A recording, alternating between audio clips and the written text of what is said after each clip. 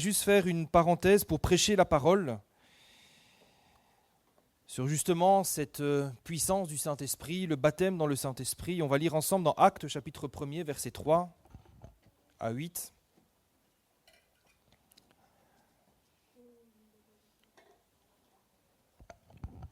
Le livre des Actes des Apôtres, chapitre 1er, versets 3 à 8.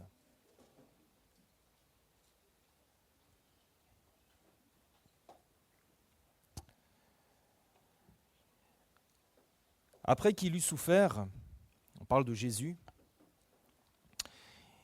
il leur apparut vivant à ses disciples, en leur donnant plusieurs preuves, se montrant à eux pendant 40 jours et parlant des choses qui concernent le royaume de Dieu.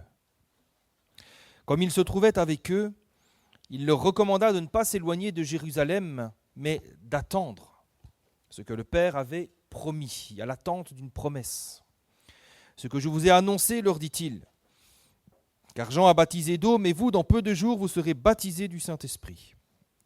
Alors les apôtres réunis lui demandèrent, « Seigneur, est-ce en ce temps que tu rétabliras le royaume d'Israël ?» Et il leur répondit, « Ce n'est pas à vous de connaître les temps ou les moments que le Père a fixés de sa propre autorité, mais vous recevrez une puissance, le Saint-Esprit survenant sur vous, et vous serez mes témoins à Jérusalem, dans toute la Judée, dans la Samarie et jusqu'aux extrémités de la terre. Amen. » Alors oui, nous sommes, encore une fois, je le répète, c'est important, nous sommes dans ce week-end de Pentecôte. Et il est important de se rappeler de ces fêtes, que ce soit la Pâque, que ce soit l'Ascension, que ce soit la Pentecôte, ces fêtes sont importantes. Et on voit que dès le départ, Dieu a demandé à son peuple de célébrer des fêtes en son honneur, afin que nous puissions nous rappeler année après année, les hauts faits de l'Éternel.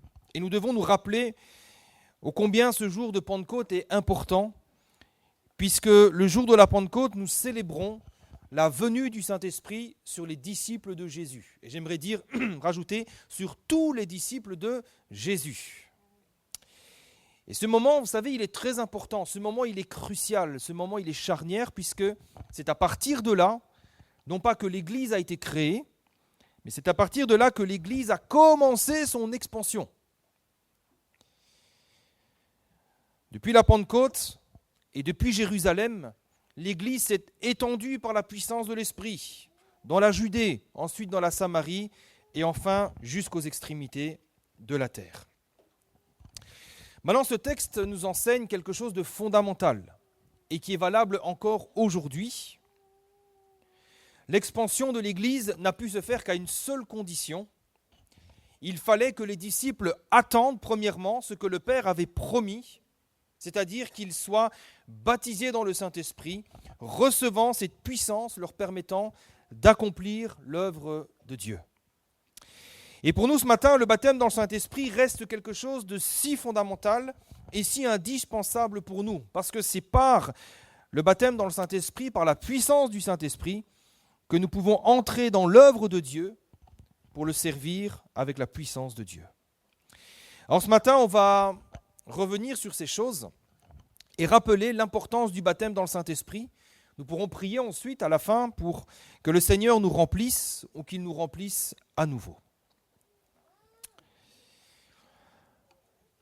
Quand on parle du baptême dans le Saint-Esprit, un des gros problèmes qu'on rencontre souvent aujourd'hui, quelque chose que j'ai pu constater aussi, c'est que malheureusement, beaucoup ne savent pas ce que c'est, ou on ne sait pas trop ce que c'est flou.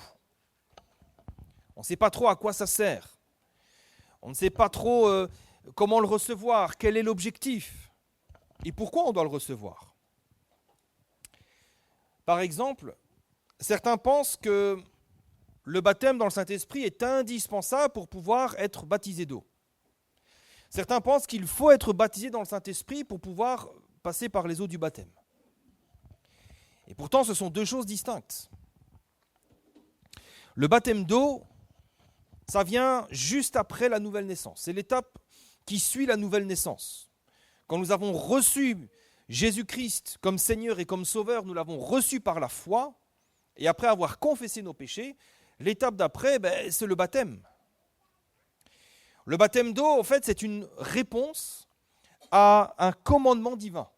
Ce commandement du Seigneur qui nous dit dans Marc chapitre 16, verset 16, « Celui qui croira et qui sera baptisé sera sauvé. » Si on se fait baptiser d'eau, c'est simplement pour répondre à ce commandement du Seigneur. Nous avons cru, donc maintenant nous nous faisons baptiser. Le baptême dans le Saint-Esprit, eh bien, c'est autre chose. Et pour bien comprendre la différence, la distinction, on va prendre une image. Imaginez qu'en lieu d'être des hommes, nous sommes des bateaux. Vous êtes le bateau que vous voulez, peu importe. Vous êtes un yacht, vous êtes une petite barque de pêcheurs, vous êtes un gros paquebot, peu importe. C'est vous qui choisissez. Imaginez qu'en lieu d'être des hommes, nous sommes toutes et tous des bateaux. Avant Dieu, quand nous étions sans Dieu, eh bien nous sommes, ce que dit la parole de Dieu, nous sommes comme des bateaux cassés, des bateaux troués, des bateaux qui finalement ne servent pas à grand-chose parce que nous sommes comme des bateaux incapables de flotter sur l'eau. En d'autres mots, incapables de répondre à notre réelle vocation, incapables de faire l'œuvre pour laquelle nous avons été créés. Eh bien, sans Dieu, l'homme ressemble à un bateau cassé, créé dans un but, mais incapable d'y répondre. Incapable de répondre à sa vocation, qui est de faire le bien, d'aimer Dieu, de l'adorer et de le louer. C'est pour ça que nous avons été créés. Et la parole de Dieu est très claire là-dessus. Romains 3, verset 10 nous dit par exemple qu'il n'y a pas de juste, pas même un seul. On est tous des bateaux cassés, troués, foutus. Nul n'est intelligent, nul ne cherche Dieu. Tous sont égarés, tous sont pervertis. Il n'en est aucun qui fasse le bien, pas même un seul. Je pense que c'est important aussi de dire, oui, mais moi, je ne suis pas une si mauvaise personne que ça. Vous savez, bon, je vais être très, très honnête, on peut avoir l'opinion qu'on veut sur soi-même. Ce qui compte, c'est l'opinion que Dieu a sur nous, parce que c'est lui notre juge. Vous savez, quand vous avez fait une faute, vous passez au tribunal, ce qui compte, ce n'est pas l'opinion que vous avez de vous, c'est ce que le juge va dire, coupable ou non coupable. Et pour nous, c'est pareil, des fois on se dit, oui, mais moi je suis. Ce qui compte réellement, c'est le constat que Dieu fait sur notre vie. Maintenant, grâce soit rendue à Dieu, il y a quelque chose qui est offert à tous les hommes, c'est la nouvelle naissance. On reprend l'image du bateau, la nouvelle naissance, ça consiste à nous transformer, c'est Dieu qui nous transforme et qui fait de nous des bateaux complètement neufs. Ce n'est pas du rafistolage, ce n'est pas une réparation, c'est une transformation. On change tout. Et tout devient nouveau. Et maintenant, nous sommes des bateaux capables de naviguer sur l'eau, capables de répondre à notre vocation. Gloire à Dieu. Et c'est ce que nous dit la Bible, 2 Corinthiens chapitre 5, verset 17. « Si quelqu'un est en Christ, il est une nouvelle création. Les choses anciennes sont passées, voici, toutes choses sont devenues nouvelles. » Nous étions des bateaux cassés, inutiles, du bois juste bon à être jeté au feu, et maintenant, par la foi, par la nouvelle naissance, nous sommes des bateaux tout neufs, capables de servir son Créateur. Et on arrive maintenant au baptême dans le Saint-Esprit. Oui, nous sommes des bateaux neufs, tout beaux, tout pimpants, on brille, on flotte. Mais il manque quelque chose. Un bateau, pour qu'il puisse avancer, comprenez mon image, je parle des bateaux dans le temps longtemps, pas des bateaux à moteur. Il lui faut quelque chose. Il faut le vent. Sans le vent, sans la puissance du vent qui souffle dans ses voiles, le bateau ne peut pas avancer. Et finalement, le bateau, il est utile à rien. Vous savez, un bateau qui flotte, c'est chouette, mais un bateau qui vous emmène nulle part, un bateau, ça sert à quoi ? Qu'il soit à quai ou qu'il soit dans le port en train de flotter. Eh bien, le baptême dans le Saint-Esprit, c'est exactement ça. Le baptême dans le Saint-Esprit, c'est pour ça que le Saint-Esprit est appelé littéralement le souffle de Dieu. Le Saint-Esprit, en grec, c'est le mot pneuma, qui donne par exemple pneumatique, avec l'air. C'est le souffle de Dieu. Et le baptême dans le Saint-Esprit, c'est ce vent puissant qui vient souffler dans les voiles de nos vies et qui nous permet d'avancer, d'être utile, efficace et puissant dans l'œuvre de Dieu. Donc voilà ce qu'est le baptême dans le Saint-Esprit. Le baptême dans le Saint-Esprit, c'est une puissance, la puissance de Dieu, qui nous met en mouvement et qui nous rend capables d'être des témoins et de servir Dieu. Et c'est pourquoi il est indispensable qu'encore aujourd'hui nous recevions ce souffle du Saint-Esprit, cette puissance de Dieu, pour que nous puissions nous aussi avancer, témoigner et accomplir la mission que Dieu nous confie. Sans la puissance du Saint-Esprit, on est comme des bateaux qui flottent mais qui sont au port, sur le quai, et qui n'avancent pas, qui ne répondent pas finalement à leur vocation. Donc nous comprenons que le baptême dans le Saint-Esprit a été donné dans un but, dans un objectif bien précis. C'est pour nous mettre en mouvement afin de servir Dieu comme témoin de Christ. Voilà l'objectif du baptême dans le Saint-Esprit. Nous mettre en mouvement pour servir Dieu comme témoin de Jésus-Christ. Vous savez, c'est très important de préciser ces choses. Parce que malheureusement, là encore, il y en a qui se trompent complètement sur l'objectif du baptême dans le Saint-Esprit. Je ne vais pas vous faire l'affront de faire un sondage au milieu de nous, mais je sais très bien, que ça soit au milieu de nous ou même ailleurs, que certains, par exemple, pensent que le baptême dans le Saint-Esprit, c'est juste pour parler en langue. Certains disent, moi je vais te baptiser dans le Saint-Esprit, moi en fait, je veux parler en langue. Mais ce n'est pas pour ça que ça a été donné. Jésus n'est pas mort à la croix, Jésus n'est pas monté au ciel, il ne nous a pas donné son Saint-Esprit juste pour que nous puissions parler en langue. D'autres pensent que le baptême dans le Saint-Esprit, c'est juste pour leur permettre de faire des miracles et des prodiges. Ça, c'est extrêmement populaire aujourd'hui. On veut le Saint-Esprit, on se dit, mais moi je veux la puissance de Dieu parce que je veux voir des miracles. Je veux voir des prodiges. Ce n'est pas pour ça que le Saint-Esprit nous a été donné. Le Saint-Esprit ne nous a pas été donné pour que nous soyons des faiseurs de miracles et de prodiges.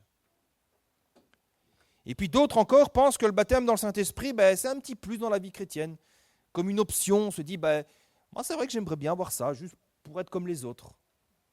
Vous savez, tout ça, le parler en langue, les dons, les miracles, toutes ces choses, je ne suis pas en train de les mépriser, mais comprenons que ce sont les effets que le baptême dans le Saint-Esprit peut produire dans nos vies.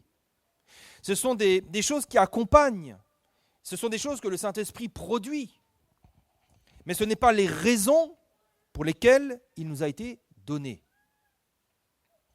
Si Jésus a envoyé le Saint-Esprit comme cette puissance survenant sur nous, c'est pour nous qualifier comme serviteurs et témoins de Christ. Et nous devons bien comprendre cela. L'objectif, c'est de nous donner cette puissance dont nous avons besoin pour faire l'œuvre de Dieu. Et l'œuvre de Dieu, oui, elle se fait à travers des miracles et des prodiges. Elle se fait parfois à travers des guérisons, à travers des choses spectaculaires. Mais pas toujours. Pas toujours. Et parfois, cette puissance de Dieu, elle nous est donnée pour faire l'œuvre de Dieu, mais d'une manière qu'on n'imagine pas. Vous savez, il y a quelque chose qui a été rappelé dans ce congrès. On a entendu de nombreux témoignages d'hommes, de femmes que Dieu a envoyés dans certains pays. Et il y a un témoignage en particulier qui m'a touché. C'est un missionnaire qui a été envoyé en Inde. Et il a été envoyé pour évangéliser une tribu. Je ne sais pas si c'est comme ça qu'on dit, pour évangéliser un peuple. Et le prédicateur nous expliquait qu'il n'avait que l'évangile de Jean. Et en fait, donc, il prêchait, et puis le chef du village, il me semble que c'est en Inde, si je me trompe, c'est pas grave, de toute façon, c'est pas important. Alors qu'il prêchait, alors qu'il évangélisait, le chef du village lui a dit d'arrêter.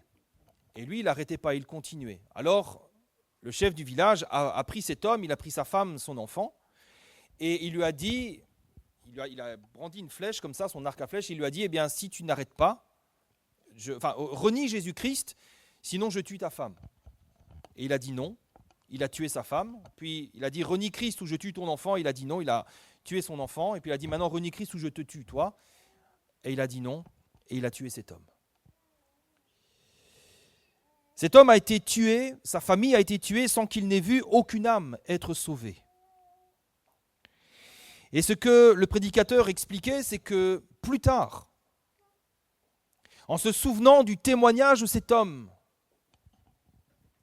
Ce chef de village, celui-là même qui avait tué le missionnaire, il a trouvé curieux et s'est dit, mais pourquoi cet homme a donné sa vie?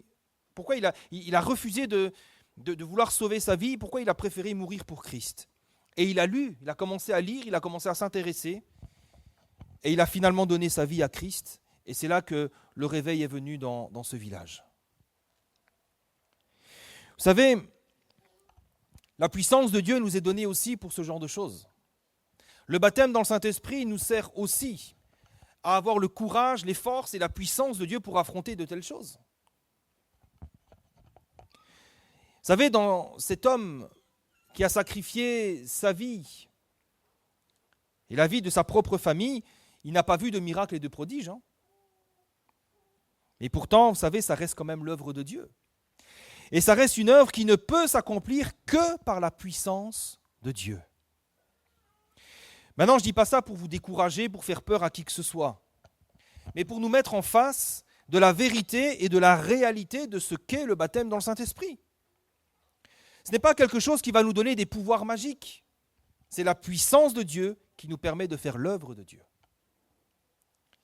L'objectif suprême du baptême dans le Saint-Esprit, ce n'est donc pas de faire des miracles, mais que Christ soit glorifié dans notre vie. Et nous devons bien le comprendre, que ce soit à travers des miracles, des signes, des prodiges, des guérisons, ou que ce soit à travers le sacrifice de notre vie. D'ailleurs, Jésus va enseigner ces choses-là à ses disciples. À un moment donné, il va envoyer 70 de ses disciples en mission, il va leur donner le pouvoir de chasser les démons, de faire tous les miracles, les prodiges, etc. Et à un moment donné, donc, les disciples, ils voient la puissance de Dieu se manifester. Et il est écrit dans Luc 10, 17, qu'ils revinrent à Jésus, mais avec joie. Ils sont dans la joie. Qu'est-ce qui les a mis en joie? Ils vont dire, Seigneur, les démons même nous sont soumis en ton nom. Ils sont dans la joie de voir des miracles, de voir des choses extraordinaires. Alors Jésus va leur dire, oui, moi je voyais Satan tomber du ciel comme un éclair. Voici, je vous ai donné le pouvoir de marcher sur les serpents et les scorpions et sur toute la puissance de l'ennemi, et rien ne pourra vous nuire. Cependant, ne vous réjouissez pas de ce que les esprits vous sont soumis, mais réjouissez-vous de ce que vos noms sont écrits dans les cieux. Alors que les disciples se réjouissent du succès de leur mission, oh, les miracles, les prodiges, Jésus leur enseigne à se réjouir de quelque chose de beaucoup plus important, c'est leur salut, l'assurance qu'ils ont d'avoir leur nom inscrit dans le ciel. En d'autres mots, nous ne devons pas nous focaliser notre attention, notre cœur, seulement sur les miracles et les démonstrations de puissance. Focalisons notre attention sur Jésus et sur Jésus seul. Vous savez, je crois que c'est aussi quelque chose qui fait que parfois, on prie pour avoir le baptême dans le Saint-Esprit et il y a un blocage. Seigneur, je veux les dons, je veux les miracles, je veux parler en langue. Et Jésus dit oui, mais au fait, ce n'est pas ça l'objectif. L'objectif, c'est Jésus et c'est Jésus seul.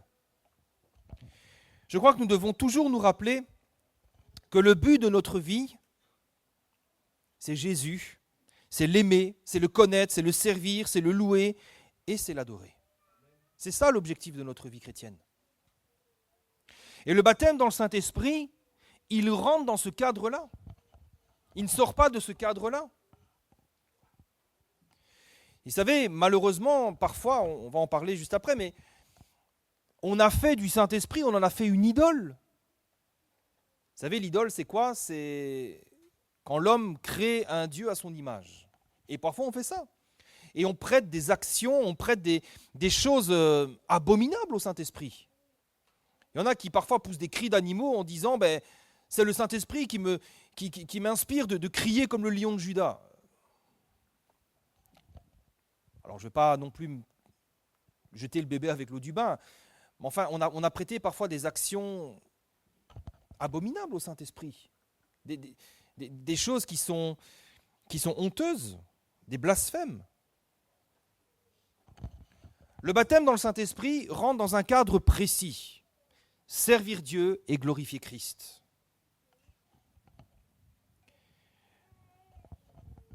Comprenons que notre but premier, c'est de glorifier Christ. Notre but, ce n'est pas de faire des miracles, des prodiges ou même de parler en langue. Et comme je disais, c'est très important parce que si nous oublions cela, alors on se trompe de cible et on risque même de se détourner de Christ en faisant du Saint-Esprit une idole. Le danger, vous savez, c'est que lorsque notre cœur est attaché davantage aux manifestations qu'à Christ, c'est là qu'on devient vulnérable. C'est là qu'on est vulnérable aux séductions des faux prophètes et des faux docteurs.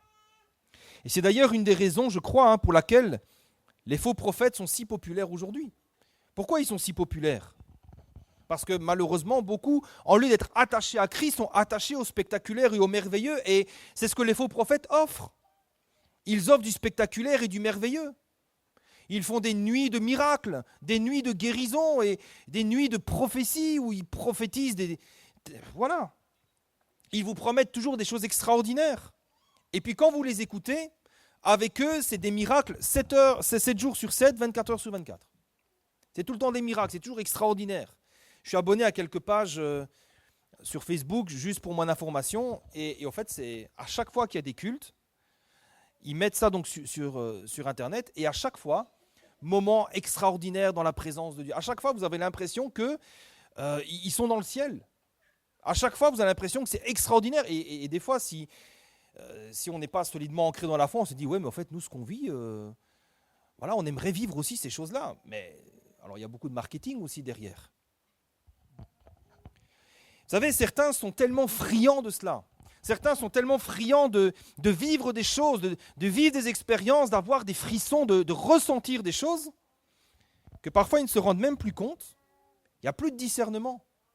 Quand derrière ces choses-là, il y a des dérives, parfois il y a des faux enseignements, parfois il y a des pratiques qui ne sont même plus en phase avec l'Écriture, et parfois on est tellement aveuglé par notre désir de voir du spectaculaire que notre discernement est complètement éteint. Et vous savez, ce sont des choses que j'ai vues personnellement. J'ai connu des frères qui malheureusement se sont fait séduire et sont tombés dans ces trucs-là. Et aujourd'hui, c'est avec beaucoup de tristesse que je constate ces choses-là. Mais je sais, et quand je me souviens, depuis le début où j'ai commencé à connaître ces frères, je voyais qu'il y avait dans leur cœur cette racine qui aime, qui sont friands de toutes ces petites choses un petit peu spectaculaires, ces choses qui, vous savez, qui sortent un peu de l'Écriture. Vous avez certains témoignages de gens, par exemple, qui disent moi j'ai fait un rêve, je suis allé, le Seigneur Jésus m'a conduit dans les enfers, et puis il m'a montré les choses, etc. Et il y en a, ils sont tellement friands de ces choses-là. Alors, je ne suis pas en train de dire que c'est bon, que c'est mauvais, mais vous savez, Dieu s'est révélé à un endroit, c'est dans sa parole. Et parfois, on va à côté, on écoute des expériences et on en fait parfois la parole d'évangile. Il y a un risque, il y a le risque d'une dérive. Vous savez, quand Christ n'est plus notre seul objectif, on risque tôt ou tard de tomber dans l'idolâtrie et dans toutes sortes de choses semblables. C'est pourquoi, concernant le baptême dans le Saint-Esprit, son objectif, son but, nous devons être particulièrement vigilants. Pourquoi est-ce que nous voulons le recevoir ? Pourquoi est-ce que nous le réclamons ? Si c'est parce que nous voulons faire des miracles ou parler en langue comme les autres, mais ce n'est pas la bonne raison. Par contre, si c'est parce que nous aimons Dieu de tout notre cœur, si c'est parce que nous voulons le servir efficacement, dire « Seigneur, sers-toi de moi, fais de ma vie ce que tu voudras, Seigneur. Mais je veux te servir avec puissance et avec efficacité. Je veux être un véritable témoin de Christ. » Alors nous sommes dans la vérité et la véritable puissance de Dieu nous sera donnée. L'objectif donc du baptême dans le Saint-Esprit, c'est de nous communiquer la puissance de Dieu pour faire l'œuvre de Dieu ici-bas sur la terre. Et vous savez, ça a toujours été le moyen par lequel Dieu a fait son œuvre ici-bas. Dieu a toujours fait son œuvre ici-bas par le Saint-Esprit, toujours. Ne croyons pas qu'aujourd'hui c'est différent. Dès le départ, c'est comme ça. Prenez la création. Genèse chapitre 1, verset 1. On est au tout début. Il est écrit au commencement, Dieu créa les cieux et la terre. La terre était informe et vide, il y avait des ténèbres à la surface de l'abîme, et écoutez bien, l'Esprit de Dieu se mouvait au-dessus des eaux. Dès le départ, dès l'origine, il y a un mouvement de l'Esprit sur la terre. Avant même qu'il y ait un soir et un matin, l'Esprit de Dieu était déjà là, en mouvement sur la terre. Et puis Dieu va dire que la lumière soit, et la lumière fut. Mais Dieu dit, et on voit que c'est l'Esprit qui accomplit. Dans le psaume 33, verset 6, il est écrit « Les cieux ont été faits par la parole de l'Éternel, et toute leur armée par le souffle de sa bouche. » Le souffle, littéralement l'esprit, rua en grec. En d'autres mots, dès le départ, dès la création, Dieu agit par son esprit. Et si Dieu a tout créé par sa parole, c'est son esprit qui est à l'œuvre dans l'accomplissement de sa parole. Donc dès l'origine de toute chose, oui, l'Esprit de Dieu est là, agissant dans le chaos pour accomplir la volonté de Dieu et apporter la vie là où tout était mort. Ensuite, quand nous allons dans l'Ancien Testament, on parcourt l'Ancien Testament, on remarque une chose, c'est qu'à chaque fois que Dieu donne son esprit à des hommes, c'est parce qu'ils ont une mission précise à accomplir. Dieu ne donne pas son esprit pour que l'homme reste là dans son coin à prophétiser, à faire des miracles. Non, non, il y a une mission précise. Exode 31, Betsalel reçoit l'Esprit de Dieu dans un but précis, c'est pour construire le tabernacle. L'Éternel parla à Moïse et dit « Sache que j'ai choisi Betsalel, etc.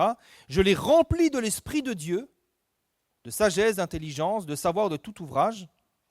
Je l'ai rendu capable de faire des inventions, de travailler l'or, l'argent, l'airain, etc., etc., etc. » Cet homme avait reçu l'Esprit de Dieu dans un but précis pour faire toutes sortes d'ouvrages pour la gloire de l'Éternel.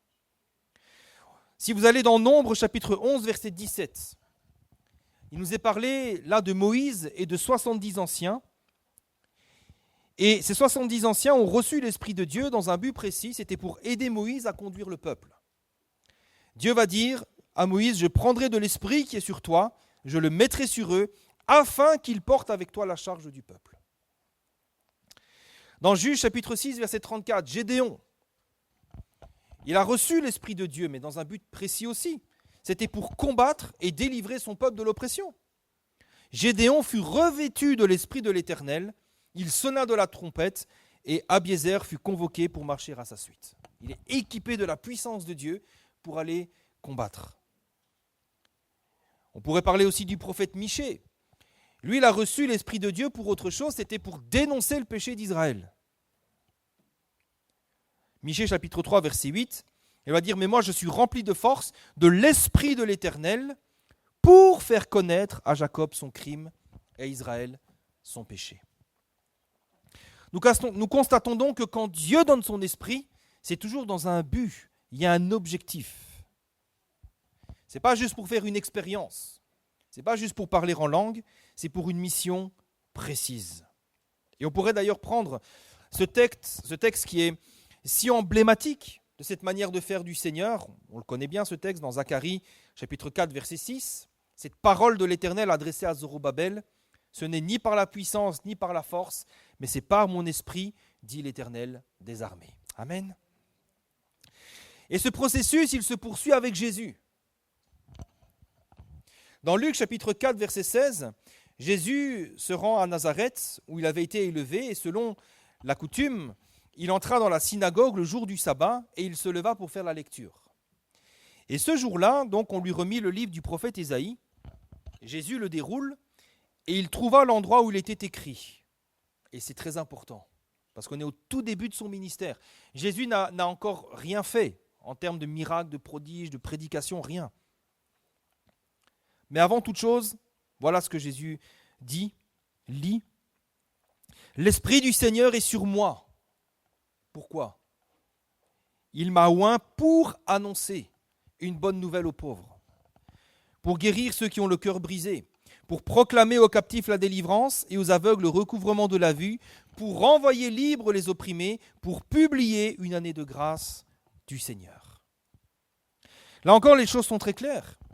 Si l'Esprit du Seigneur repose sur Jésus, c'était pour lui donner la puissance d'accomplir sa mission. Jésus devait annoncer le royaume de Dieu, Jésus devait guérir les malades, il devait donner la vue aux aveugles, que ce soit physiquement ou spirituellement. Jésus devait publier une année de grâce, et la puissance de Dieu lui a été donnée dans ce but-là. Finalement, les signes et les miracles que Jésus a accomplis n'avaient qu'un seul but, confirmer le message de l'Évangile. C'est d'ailleurs autour de ce principe que l'apôtre Jean a rédigé tout son Évangile. Vous imaginez un petit peu, Jean avait compris cela. Il avait compris que les miracles que Jésus a opérés sont des signes qui attestent que Jésus est le Christ, Jésus est le Seigneur et que nous puissions croire en son nom. Et Jean l'a écrit d'ailleurs dans son Évangile, Jean chapitre 20, verset 30. Il va écrire « Jésus a fait encore en présence de ses disciples beaucoup d'autres miracles qui ne sont pas décrits dans ce livre. » Mais pourquoi ça a été écrit ? Il va dire « Ces choses ont été écrites afin que vous croyiez que Jésus est le Christ, le Fils de Dieu, et qu'en croyant, vous ayez la vie en son nom. Amen. » Jésus n'a pas fait des miracles pour offrir du bon temps aux gens. Jésus n'a pas fait des miracles, des guérisons juste pour faire du bien. Jésus a fait des miracles pour que nous croyions qu'il est le Christ et qu'en croyant, nous ayons la vie en son nom.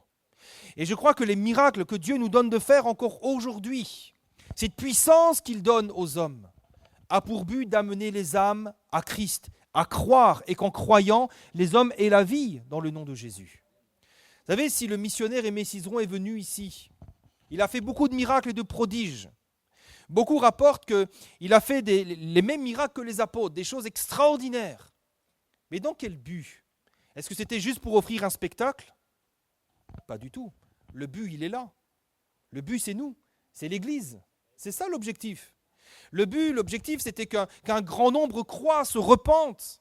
Le but, c'était de faire des disciples qui se lèveraient pour servir Dieu. Et Dieu soit loué que cette année, nous fêtons les 60 ans de l'œuvre de Dieu ici à La Réunion. Et nous savons que s'il y a eu des miracles, des prodiges, des guérisons, des choses extraordinaires, il y avait un seul objectif, sauver les âmes, établir l'Église de Jésus-Christ. Le but du baptême dans le Saint-Esprit, donc, ce n'est pas juste d'accomplir des miracles ou parler en langue, c'est le salut et la vie éternelle pour ceux qui sont perdus. Et quand vous lisez la Bible, vous lisez dans le livre des Actes des Apôtres, et nous constatons que c'est exactement la même chose. Il y a 120 personnes qui ont reçu cette parole de Jésus, attendaient la promesse. Ces 120 personnes sont dans une chambre haute et ils prient, ils attendent, ils intercèdent. Ça fait des jours et des jours et des jours qu'ils attendent. Et une fois qu'ils reçoivent cette puissance de Dieu, on voit immédiatement les effets. Alors oui, ils parlent en langue. Mais qu'est-ce qui va se passer juste après ? Pierre va prêcher, Pierre va proclamer le royaume de Dieu. Et qu'est-ce qui va se passer ? 3000 âmes vont s'engager avec le Seigneur. Le fruit est là. Des âmes sont sauvées. Ce n'est pas un spectacle, ce n'est pas juste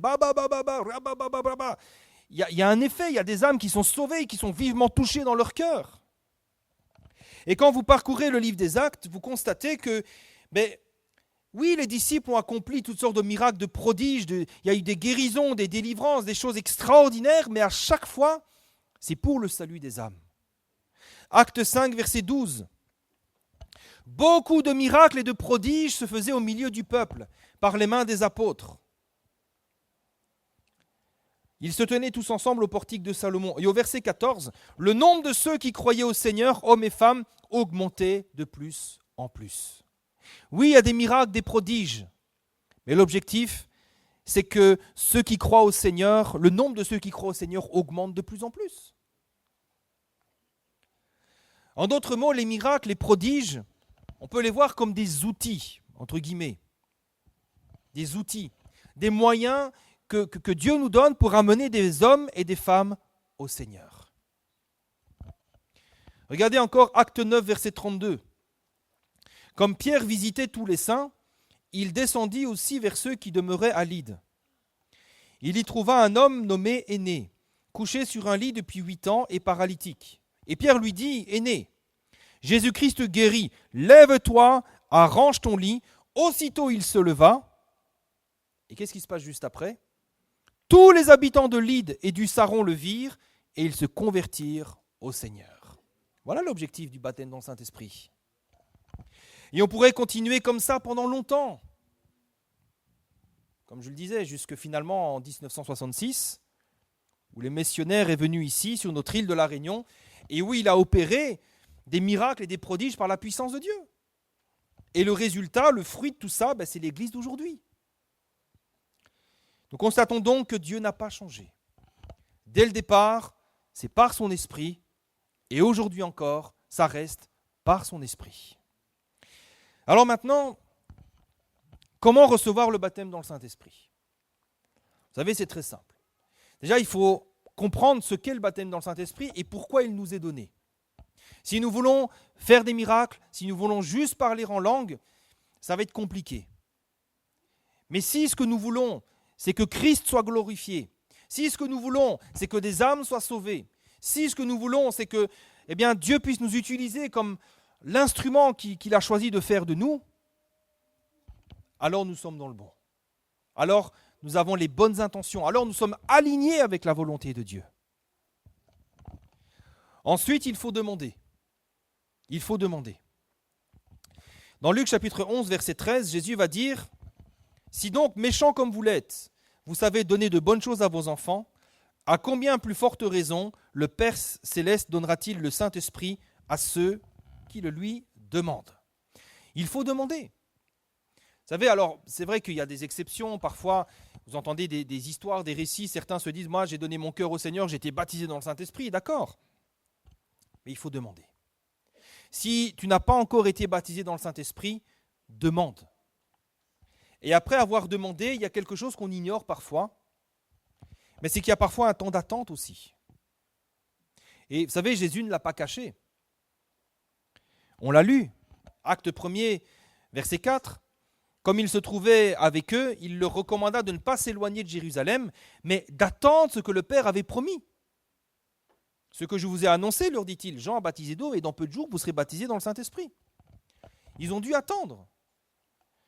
Alors, je ne sais plus exactement combien de jours ils ont attendu, si c'est 6, 7, 8 ou 10 jours, je ne sais plus, mais ils ont quand même dû attendre.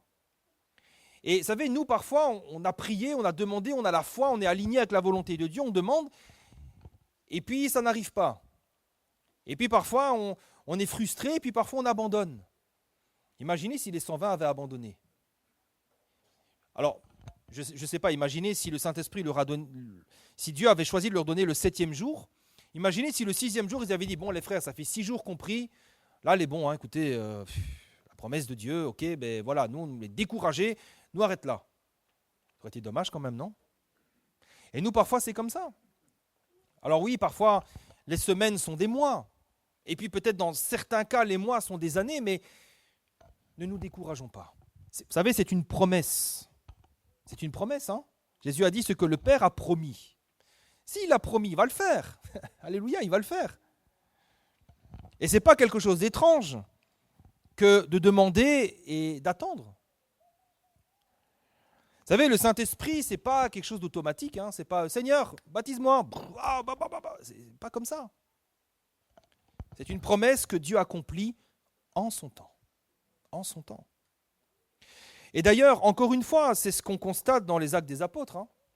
Ne croyons pas que à chaque fois le Saint-Esprit est donné, on impose les mains, bam, le Saint-Esprit. Non. On l'a vu avec les disciples dans la chambre haute, ils ont dû attendre quelques jours. Alors, il y en a d'autres, comme les disciples d'Éphèse, Acte 19, où les Samaritains, eux, ils l'ont reçu tout de suite. On leur impose les mains, bam, ils sont baptisés dans le Saint-Esprit, gloire à Dieu. Et il y en a d'autres qui ont dû attendre. Regardez Corneille dans sa maison. On ne sait pas depuis combien de temps il attendait. C'était un homme craignant Dieu, il a reçu un bon témoignage. Et depuis combien de temps il attendait ça? On ne sait pas. Mais une chose est certaine, c'est que si nous demandons, nous recevrons. Amen. Nous recevrons parce que c'est une promesse que Dieu nous a faite. C'est une promesse. Dieu ne va pas te dire non. Si tu demandes le Saint-Esprit, Dieu ne va pas te dire non. Alors parfois c'est vrai qu'on a mal compris ce que c'est. Et parfois on demande mal, c'est ce que nous dit Jacques. Il dit, vous demandez et vous ne recevez pas parce que vous demandez mal, dans le but de satisfaire vos passions et vos désirs. Alors, vous savez que parfois, on n'est pas aligné avec la volonté de Dieu. Et on a besoin, et c'est justement l'objectif du message de ce matin, c'est de vraiment nous aligner avec la pensée de Dieu. Mais si nous sommes alignés, si nous avons compris l'objectif de cette promesse, et si nous la demandons au Seigneur, le Seigneur ne nous dira pas non. Et puis nous recevrons cela également parce que Dieu sait combien nous avons besoin du baptême dans le Saint-Esprit. Dieu sait combien c'est quelque chose d'indispensable pour pouvoir le servir comme de véritables témoins de Jésus-Christ. Alors, croyons que la promesse est pour nous. Croyons-le ce matin. Et demandons-la de tout notre cœur, avec foi et avec confiance. Et le Seigneur nous remplira de son Saint-Esprit. Amen.